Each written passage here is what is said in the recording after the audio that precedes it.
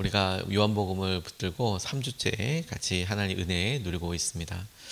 오늘 니고데모의 만남을 통해서 하나님께서 우리 삶에 함께하고 계시는 것을 우리가 알아차릴 뿐만 아니라 하나님을 향한 은혜에 다시 시작되는, 다시 새롭게 되는 은혜가 우리 가운데 누려지게 되었으면 좋겠습니다. 요한복음을 좇아서 요한복음의 관점대로 예수님의 삶을 우리가 같이 묵상하고 있습니다. 여러 번 강조해서 말씀드렸지만 복음서는 예수님의 삶에 대해서, 예수님이 하신 말씀에 대해서 증거하신 그런 성경 말씀인데, 마태, 마가, 누가, 요한 이 네 가지 복음서가 있고 각각 관점이 조금씩 다르다라고 나와 있습니다. 이 관점이 다른 것으로 인하여서 예수님의 삶이 어떠했는지를 우리가 여러 각도에서 살펴볼 수 있고, 또 우리가 살아가면서 우리의 삶의 입장도 각 다르지 않습니까? 그래서 각 사람의 다른 관점에서 예수님을 이해하고 예수님의 모습을 우리가 공감하고 나아가는데 정말 중요한 여러 도전들을 준다고 싶습니다. 그런데 각 사람의 저자들이 다르기 때문에 마태, 마가, 누가, 요한복음의 저자들이 각각 다르고 쓴 장소와 시기가 다르기 때문에 순서가 조금 다른 경우들이 있거나, 혹은 요한복음에는 나와 있지만 누가복음에는 나와 있지 않고, 누가복음에는 나와 있지만 마태복음에는 나와 있지 않는 말씀들이 있을 수 있으며, 순서도 약간 바뀌는 경우들이 있습니다. 그래서 학자들이 하는 일 중에 그러면 예수님께서 하셨던 일들의 실제적인 시대적인 시간적인 구성은 어떻게 되냐, 이것을 따로 연구하는 책도 있습니다. 네, 지금 우리는 그 연대기조 순서를 따라가지 않고 요한복음에서 말씀하고 있는 요한복음의 관점을 따라서 이번에 쭉 차례대로 강해식으로 묵상하고 있습니다.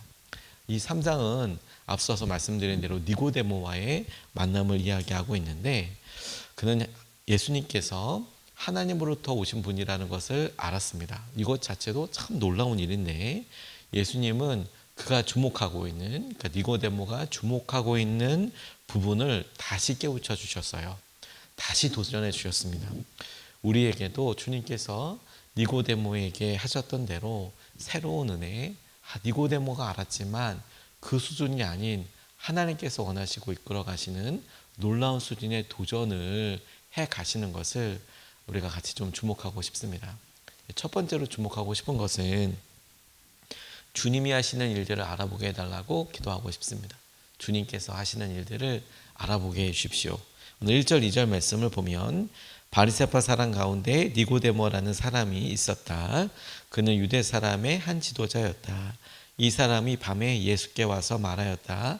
랍비님, 우리는 선생님이 하나님께로부터 오신 분임을 압니다. 하나님께서 함께하지 않으시면 선생님께서 행하시는 그런 표징들을 아무도 행할 수 없습니다. 라고 나와 있습니다. 저는 그냥 니고데모를 바라보면서 순수한 마음으로 응원하고 그에게 일어난 하나님의 역사를 부러워하는 거, 그래, 하나님께서 그에게 역사하셨구나, 그런 마음이 제게 들었습니다. 니고데모는 예수님이 하나님이 보내신 분이라는 것을 알았다, 이렇게 스스로 이야기하고 있죠. 비록 그가 다른 사람들의 시선을 피해서 밤에 찾아왔다고 하더라도, 그가 바리새파 사람이어서, 바리새인이어서 여러 신경 쓸 것이 많았다 하더라도, 그리고 성경에 대한 지식이 많았고, 그래서 다른 사람들보다는 하나님께서 이렇게 당신의 사람을 보내실 것이다라는 지혜가 많았다는 장점이 있다고 하더라도, 그가 분명히 마음속으로 저분은, 예수님은 하나님께서 보내신 분이 틀림없어 라고 알아차리는 것은, 확신을 가지고 있는 것은 정말 대단한 은혜라고 싶습니다. 눈에 보여진 일들이 니고데모에게 예수님에 대한 확신을 주었어요. 하나님께로부터 온 분이시구나. 저는 이것만으로도 참 놀랍다고 싶어요. 왜냐하면 당시만 해도 예수님을 만나고 난 후에 예수님을 믿고 따르는 사람들도 있었습니다. 그런데 당시만 해도 의심하는 사람들도 있었거든요. 물론 끝까지 있었지만 당신을 의심하는 사람들이 초기였기 때문에 더 많았어요. 뿐만 아니라 나중에는 반대하는 사람들도 생기지요.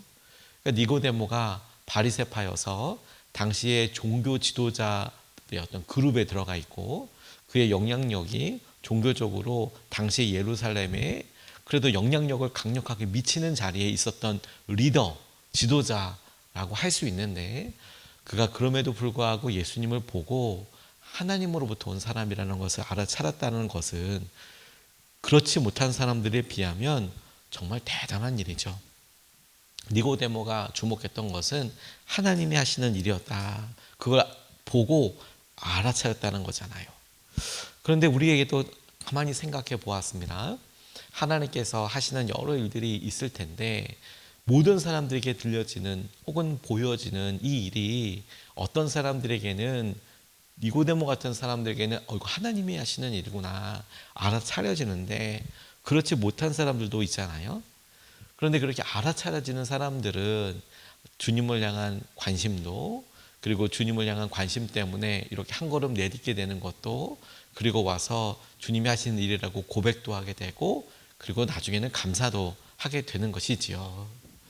저는 많은 우리가 이런 영적인 감각과 깨달음이 없어서 하나님께서 엄청나게 많은 일들을 우리 가운데 하셔도 그냥 넘어가고 하나님이 하신 일에 대한 마땅한 감사 그리고 하나님께서 그와 같이 일하신다는 것에 대한 기대도 없어서 모르고 가는 일들이 너무 많지 않을까? 그리고 실제로 너무 많다? 이렇게 싶습니다. 우리의 감사를 점검해 보면 딱 나와요. 아, 이거 하나님께서 하셨구나. 이거 주님이 하신 일이 너무 명확하네. 주님께서 하셨기 때문에 그래서 이건 주님이 내 삶에 이런 것도 보고 계셨구나. 아, 이렇게 이끌어 가시는구나. 이렇게 충만케 하여 주시는구나. 그걸 알고 새삼 누리게 되는 것이지요.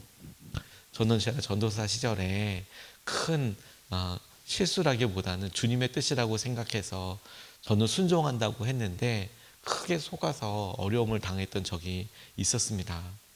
저는 이게 주님의 뜻이 분명히 맞을 텐데 그래서 집사람과 이렇게 상의해서 적지 않은 큰 그런 재정을 흘려보냈는데 그 사람은 이제 저를 속이려고 사실 처음부터 접근을 한 거였죠.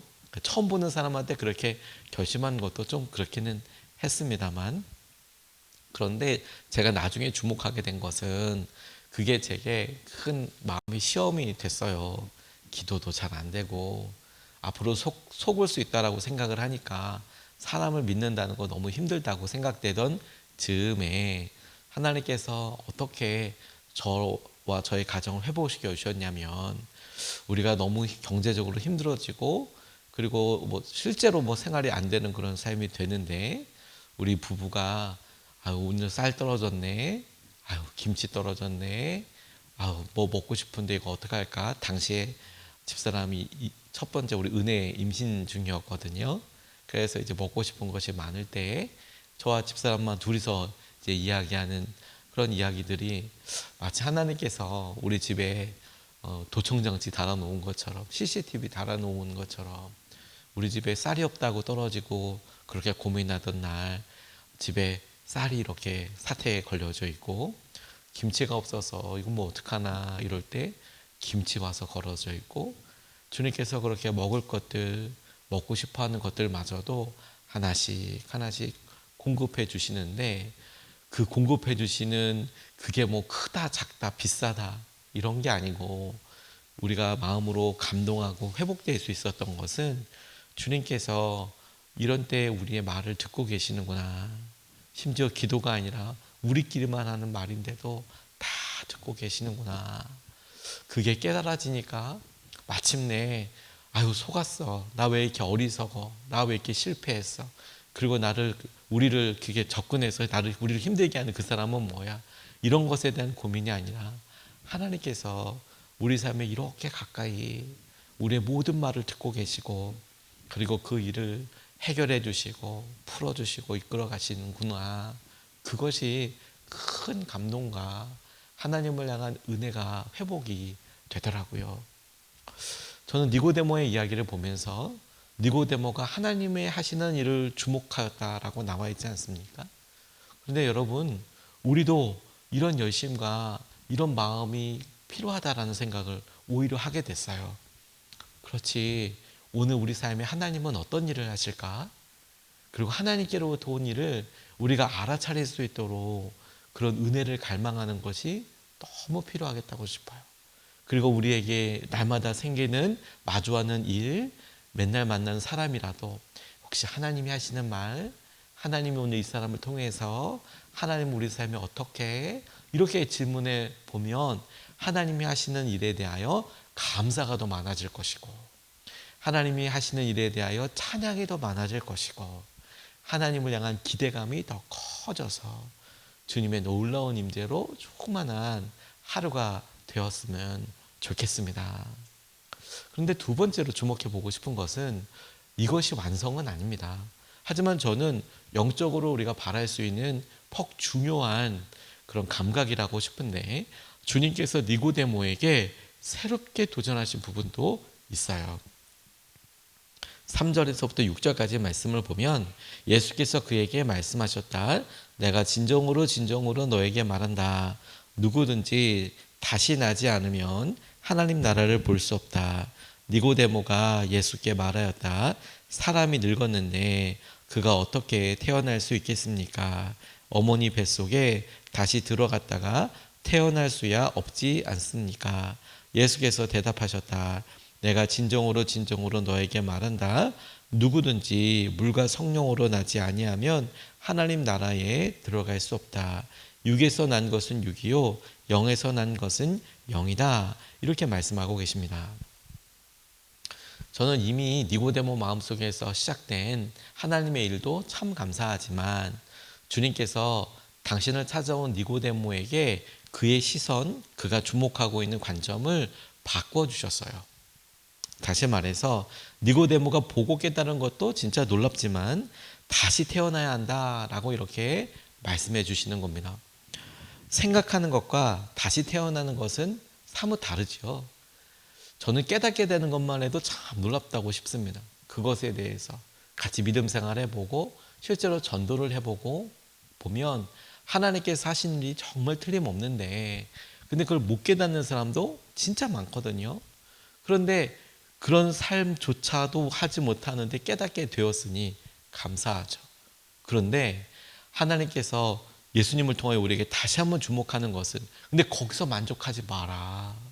그렇게 주목하고 찾아온 니고데모에게 오히려 영적으로 비밀한 것을 다시 말씀하시고 이끌어 주셨는데 그게 뭐냐면 물과 세례를 통해서 다시 태어나야 한다라고 말씀하셨습니다.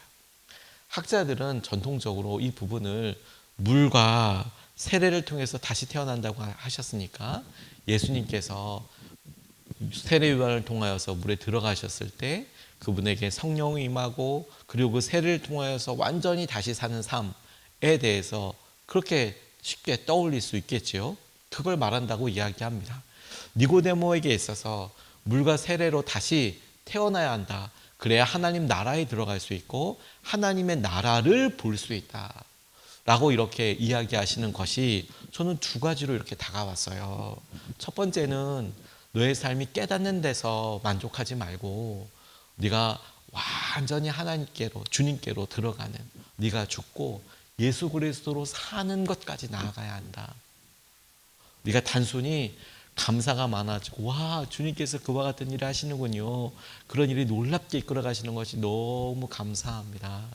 그런데 그렇게 깨닫는 삶에서 할 게 아니라 네가 죽고 너는 죽었고 다시 사는 삶에 대해서 그래서 하나님께서 예수님이 완전히 너의 주인이 되시고 이끌어가는 것에 대해서 네가 보아라. 그리고 두 번째는 보여지는 것도 너무 감사한데 보여지는 것도 너무 감사하고 깨닫는 것도 감사한데 눈이 열려서 하나님께서 예비하신 하나님의 나라 영적인 세계를 갈망하면서 살아라. 제가 교제했던 저희 교회 처음에 파송 선교사로 한번 왔던 분 중에서 얼마 있지 않다가 이제 다른 교회로 가신 분이 있었는데 그 남자분이 그렇게 교회를 옮기시게 된 일 중에서 안타까운 일이 있었어요. 이분이 차를 오랫동안 열심히 일해서 인정을 받으셔서 그 직장에서 차를 한 대 이렇게 받게 됐나 봅니다. 좋은 차를 받게 되셨어요. 그래서 그랜저 딱 이렇게 그리고 이제 자, 차를 다 운전하고 가는데 사고가 크게 나셨대요. 고속도로에서.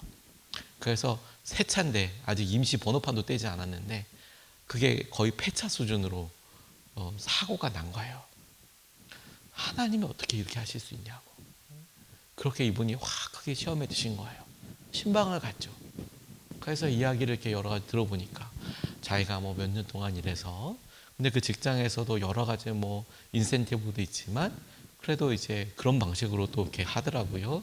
차가 한 대 이렇게 나왔는데 너무 감사한 일이잖아요. 그런데 이분이 그날 너무 좋아서 약주를 이빠이 드신 거예요. 약주를 이빠이 드시고 집에 가는데 대리를 안 부르고 본인이 직접 그 새 차를 가지고 고속도로를 타셨어요. 그래서 멀쩡하게 앞에 가고 있는 차를 세게 박았어요. 근데 본인은 하나도 안 다쳤대. 그런데 어떻게 하나님께서 거기서 집까지 얼마 멀지도 않은데 무사히 가게 해주셔야지. 어떻게 자기가 이렇게 사고가 나고 이 새 차가 이렇게 망가질 수 있느냐. 저는 그 얘기를 가만히 듣고 하나님이 살려주신 것 같은데 하나님이 이게 차가 새 차가 폐차가 될 정도로 뒤에서 갖다 박았으면 본인이 음주운전 해가지고 이거 살려주신 것 같은데 그건 전혀 보이지 않고 오히려 거꾸로 어떻게 하나님이 이걸 사고가 나게 하시냐고. 도대체 이게 얼마 만에 생긴 차인데. 그 이야기를 듣고 마음이 너무 아팠어요. 이거 아무리 말씀을 드려도 이게 보이지 않는 거구나. 보이지 않는 거구나. 근데 우리 삶이 수준이 딱 그런 거죠. 우리에게 주어져 있는 보여지는 일들로 이렇게 판단하고 그러면 감사가 참 많아질 수도 있어요. 그건 자체는 저는 좋은 일이라고, 아주 좋은 일이라고 생각합니다. 근데 결정적인 순간에 정말 내가 죽고 그래서 주님께서 내 안에 하신 일들로 깊이 들어가서 다시 살지 않으면 하나님께서 심지어 살려주셔도 하나님께서 심지어 그렇게 이끌어 가셔도 잘 몰라요. 그게 어떤 일인지. 보는 것에만 이렇게 있다 보면 한계가 있더라고요. 그것마저도 감사한데도 불구하고 한계가 있더라고요. 근데 주님은 우리에게 그렇지. 네가 주님이 하시는 일에 대해서 눈이 열려서 감사하게 되고 하나님께서 하시는 일에 대해서 보게 되고 기뻐하게 되는 것 아주 귀하지. 니고데모 너무 귀하지. 그런데 보이는 것으로만 판단하지 말아라. 하나님의 나라, 하나님이 다스리시는 세상, 곧 천국에 들어가기 위해서 네가 죽고 다시 사는 삶을 살아라. 완전히 결단된 삶을 살아라. 네가 죽고 예수께서 안에서 생각하고 판단하시는 삶을 살도록 도전하시는 삶에 대해서 우리가 붙들면 좋겠다고 싶어요. 니고데모는 주님 찾아와서 주님께서 하시는 그 일을 보고 나아가죠. 물론 이 니고데모가 찾아온 이 장면을 다른 복음서에서는 조금 다르게 볼 수 있는 부분도 있지만 저는 적어도 오늘 만남을 통하여서 주님께서 우리에게 도전하시는 부분은 그래, 은혜를 갈망하고 살아라. 하지만 은혜를 갈망하는 것에서만 만족하지 말고 주님께서 완전히 너의 삶의 주인 되시고 나는 죽고 예수님으로 사는 삶을 살아라 하시는 도움으로 그것이 다시 새롭게 되는 은혜이고 주님께서 우리에게 온전한 은혜와 축복을 회복하시는 것이라 온전히 믿으며 주님을 좇아서 주님을 따라서 살아가는 하루 되시기를 주님의 이름으로 축복합니다.